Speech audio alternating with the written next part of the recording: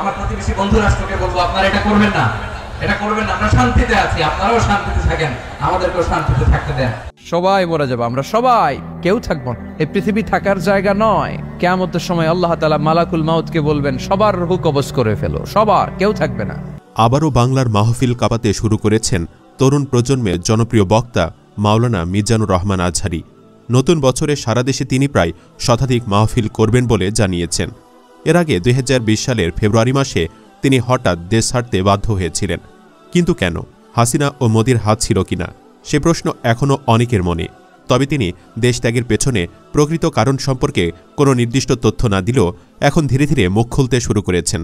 এছাড়া বিভিন্ন সূত্র থেকে জানা যায় কিছু রাজনৈতিক ও সামাজিক কারণের জন্যই তাকে দেশ ছাড়তে হয়েছিল। এ নিয়েই বিস্তারিত আলোচনা করব জীবনের কথার এই পর্বে। 2020 সালের ফেব্রুয়ারি মাসে বাংলাদেশ থেকে মালয়েশিয়া চলে যান মিজানুর রহমান আজহারী। এরপর থেকে মালয়েশিয়াতে অবস্থান করছিলেন তিনি। হাসিনার পতনের পর প্রায় 4.5 বছর পর 2রা অক্টোবর দেশে ফেরেন আজহারী। এরপর 11 অক্টোবর মালয়েশিয়া ফিরে যান জনপ্রিয় এই বক্তা। তারপর ডিসেম্বরের শেষ দিকে লম্বা সময়ের জন্য দেশে ফিরেছেন তিনি। এরই মধ্যে ঘোষণা দিয়েছেন নতুন বছরে 90টি মাহফিল করবেন। হাজার হাজার মাহফিল থেকে 90টি বেছে নেন তিনি। এমত অবস্থায় স্বাভাবিকভাবে প্রশ্ন উঠেছে 4 বছর আগে কেন তাকে দেশ ছাড়তে হয়েছিল। এ নিয়ে গত অক্টোবরে একটি সাক্ষাৎকারে জামায়াতের আমির ডাক্তার শফিকুর রহমান বলেছিলেন, মিজানুর রহমান আজহারীকে দেশ ছাড়ার আগে হাসিনা সরকার হুমকি দিয়ে বলেছিল, তুমি কি বাঁচতে চাও না তোমার জীবন শেষ করে দিতে চাও? যদি তুমি বাঁচতে চাও তাহলে দেশ ছাড়ো, আর বাঁচতে না চাইলে দ্বিতীয়টির জন্য প্রস্তুতি নাও। তখন তার জীবন ঝুঁকিতে পড়ে যায়। এমন পরিস্থিতিতে একজন নিরীহ নাগরিকের কি আর করার থাকে? তিনি তো বাধ্য হয়ে দেশ ছেড়েছেন। এটা জাতির জন্য দুর্ভাগ্য। জানা যায় আজহারী হুজুর হাসিনার এমন হুমকি কখনোই প্রকাশ্যে আনেননি। এর পেছনে বেশ কিছু কারণ আছে। একে, এতে তার কিংবা পরিবারের ক্ষতি হতে পারত। তার উপর গোটা দেশে একটা অস্থিতিশীল পরিস্থিতি তৈরি হতে পারত। এছাড়া নিজের সম্মানের কথা চিন্তা করেও তিনি বিষয়টি গোপন রাখেন। তবে নিজে গোপন রাখলেই তো গোপন থাকে না, কোনো না কোনোভাবে এই তথ্য এসেছে জামায়াত আমিরের কাছে। ডাক্তার শফিকুর রহমান বলেন, তিনি কোনো দল ও গোষ্ঠীর সম্পদ নন, তিনি দেশের জন্য বিশাল সম্পদ। তার কথায় লাখ লাখ তরুণ উজ্জীবিত হন। যারা বিপদগামী ছিলেন তারা পথ খুঁজে পেতেন। এর আগে এই কাজটি করতেন আমাদের আল্লামা দেলোয়ার হোসেন সাইদি। জাতির এই কণ্ঠকে লোহার খাঁচায় বন্দী করার পর আল্লাহ তাআলা মিজানুর রহমান আজহারীকে দেশের সম্পদ হিসেবে দান করেন। কিন্তু কপাল পোড়া এ জাতি তাকে ক্ষতিগ্রস্ত করার জন্য উঠে পড়ে লেগে গেল। মারার হুমকি দিয়ে তাকে দেশ থেকে বের করে দেয়া হলো। জামায়াত আমির মনে করেন, এ ধরনের সম্পদের যদি জাতি সমাদর না করে তাহলে এর চাইতে বড় দুর্ভাগা আর কি হতে পারে। আজহারীকে নিয়ে আপনাদের কোনো পরিকল্পনা আছে কিনা? এমন প্রশ্নের জবাবে জামায়াত আমির বলেন, তিনি এদেশের সম্পদ। আমি চাই তিনি দেশেই থাকুক, দেশ ও জাতির খেদমত করুক, তরুণদের নিয়ে কাজ করুক, জাতিকে নিয়ে কাজ করুক। এটি আমাদের চাওয়া।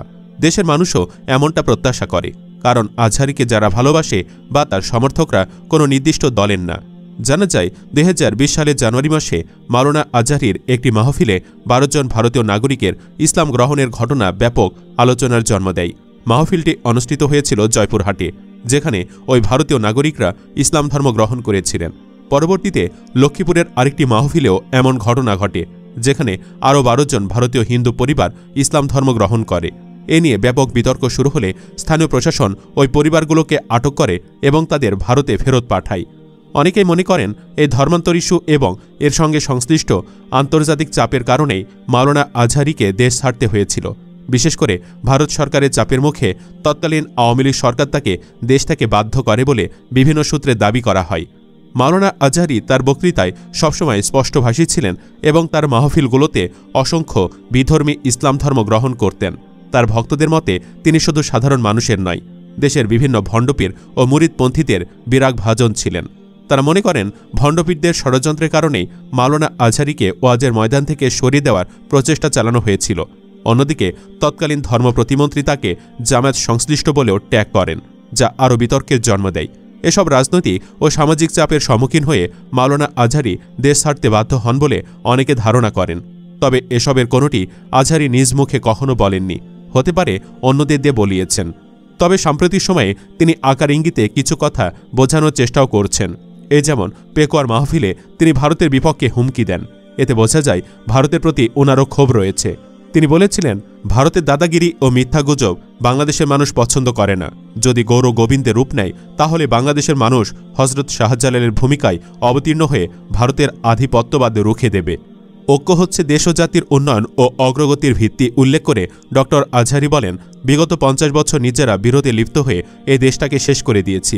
জুলাই আগস্টের ছাত্র জনতার অভ্যুত্থানের পর জাতি হিসাবে আমরা ঐক্যবদ্ধ না হলে শহীদদের রক্ত বৃথা যাবে। আমাদের প্রভু এক, আমরা এক উম্মা, আমরা এক উৎস থেকে এসেছি। সুতরাং ভিন্ন ভিন্ন বিভক্তি ও মতাদর্শে বিশ্বাসী হলেও দেশের স্বার্থে আমাদের এক থাকতে হবে। আমাদের আলেম সমাজকে ঐক্যবদ্ধ হতে হবে। বাংলাদেশের বিরুদ্ধে অব্যাহত ষড়যন্ত্র জাতীয় ঐক্যের মাধ্যমে রুখে দিতে হবে। হুজুরের দেশ ছাড়ার বিষয়ে তার অনুসারীরাও হাসিনা মোদি ও ভণ্ডদের দায় দেন। মাওলানা মনিরুল ইসলাম নামে এক আজহারি ভক্ত বলেন, মিজানুর রহমান আজহারি ছিলেন স্পষ্টভাষী এবং সাহসী একজন বক্তা। মাহফিলগুলোতে বক্তব্য দেওয়ার সময় তিনি কাউকে পরোয়া করতেন না। তাছাড়া তার বিভিন্ন মাহফিলে এসে অসংখ্য বিধর্মী ইসলাম ধর্ম গ্রহণ করতেন। আমরা যতটুকু জানতে পেরেছি এটাই ছিল তার দেশ ছাড়তে বাধ্য হওয়ার কারণ। তিনি বলেন, আজহারি সাহেব শুধু তৎকালীন সরকারের জন্যই আতঙ্কের কারণ ছিল না, অসংখ্য ভণ্ডপীর মুরিদপন্থী লোকজনেরও চক্ষুশূল ছিলেন। তারাও বিভিন্নভাবে আজহারি সাহেবকে ওয়াজের ময়দান থেকে দূরে রাখার চক্রান্ত করেছিল। সামাজিক যোগাযোগ মাধ্যম ফেসবুকে দেওয়া এক স্ট্যাটাসে আরেক আজহারি ভক্ত বলেন, মাওলানা মিজানুর রহমান আজহারি শুধু বাংলাদেশের সম্পদ নন, দেশ বিদেশের বিভিন্ন প্রান্ত থেকে মানুষ তার আলোচনা শুনতেন। এমনকি বাংলাদেশে এসে অনেকে ইসলাম ধর্ম গ্রহণ করেছেন, যে কারণে মনে হচ্ছে আন্তর্জাতিক চাপের মুখেই তাকে দেশ ছাড়া করা হয়েছিল। তবে 2020 সালে ফেব্রুয়ারি মাসে আজহারি হুজুর ফেসবুকে একটি পোস্ট দিয়ে দেশ ছাড়া কারণ হিসেবে কেবল ব্যস্ততার কথা জানিয়েছিলেন। পারিপার্শ্বিক কারণে তিনি ওই বছরে তাফসির প্রোগ্রাম বন্ধ করছেন এবং রিসার্চের কাজে মালয়েশিয়া ফিরে যাচ্ছেন। তিনি লিখেছিলেন, মার্চ পর্যন্ত আমার বাকি প্রোগ্রামগুলো স্থগিত করা হলো। আল্লাহ রাব্বুল আলামিন সুযোগ করে দিলে আবারও দেখা হবে ও কথা হবে ইনশাআল্লাহ। এরপর থেকে মাওলানা আজহারি মালয়েশিয়ায় অবস্থান করে তার গবেষণার কাজ চালিয়ে যাচ্ছিলেন। যুবকদের চরিত্রকে ধ্বংস করে দেওয়ার জন্য যে কয়েকটা হাতিয়ার আছে সবগুলো বাংলাদেশে আছে না নাই? এই সময় বিশ্বের নানান দেশের প্রবাসী বাংলাদেশি থেকে শুরু করে বিদেশিরাও তার আলোচনা থেকে উপকৃত হয়েছে। আর হাসিনার পলায়নের পর দেশে ফিরে দেশবাসীকে নসিহত করা শুরু করেছেন। নতুন বাংলাদেশে তিনি কক্সবাজারে প্রথম মাহফিল করেন, পরেরটা করেছেন যশোরে। সেখানে তিনি বলেছেন, ড মিজানুর রহমান আজহারি বলেছেন, মানুষ চাইলে বিশ্ব জয় করতে পারে, মানুষকে কেউ হারাতে পারে না। আল্লাহ আমাদেরকে জনসংখ্যা দিয়েছেন, এ জনসংখ্যা অনেক বড় সম্পদ। এটা আমাদের জন্য অভিশাপ না, আশীর্বাদ। আমাদের জনসংখ্যাকে যদি আমরা জনশক্তিতে রূপান্তরিত করতে পারি, আজকে বাংলাদেশ যে অবস্থানে আছে তার চেয়ে 20 গুণ উন্নতির শিখরে চলে যাবে।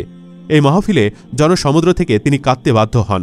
দর্শক, যে হাসিনার কারণে আমরা দীর্ঘ 4 বছর আজহারি হুজুরের মাহফিল থেকে বঞ্চিত হয়েছি, সে হাসিনাকে সামনে পেলে আপনি কি করবেন? আপনাকে বিচারকের দায়িত্ব দিলে কি সাজা দিবেন? কমেন্টে জানিয়ে দিন আপনার রায়। আপাতত এখানেই শেষ করছি। পরবর্তীতে আরও এমন ভিডিও পেতে চ্যানেলটি সাবস্ক্রাইব করে সাথেই থাকুন। আল্লাহ হাফেজ।